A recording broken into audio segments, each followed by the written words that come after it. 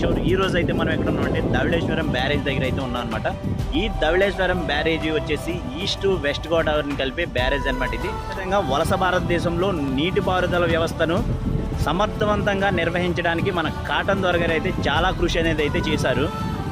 ఈయన్ని కాటన్ దొర, delta architecture, అపర భగీరథుడు కూడా అని పిలుస్తూ ఉంటారనమాట. ఒకప్పుడు గోదావరి జిల్లాలు వరదలు, తుఫాన్లు, కరువులతో అల్లాడిపోయాయి అనమాట. ఈ యొక్క కరువు తాండవించిన ఈ యొక్క గోదావరి జిల్లాలను సస్యశ్యామలం చేసిన ఘనత అయితే మన కాటన్ దొర గారికి అయితే దక్కుతుంది. 1847, 1852 మధ్యలో అయితే మాత్రం ఈ ధవళేశ్వరం ఆనకట్ట అయితే మాత్రం మొట్టమొదటిగా నిర్మించడం జరిగిందనమాట. సో మొట్టమొదటిగా కాటన్ గారు ఇలాంటి ఒక ఆనకట్టను అయితే నిర్మించడం జరిగింది. తర్వాత కాలంలో అక్కడ మనకు కనిపిస్తున్న చూసారా, అదైతే నిర్మించడం జరిగిందనమాట. మొట్టమొదటిగా మన కాటన్ గారు నిర్మించిన ఆనకట్ట అయితే మాత్రం ఇలాగే ఉండేది అనమాట. ఇలా ఈ ఆనకట్టను నిర్మించడం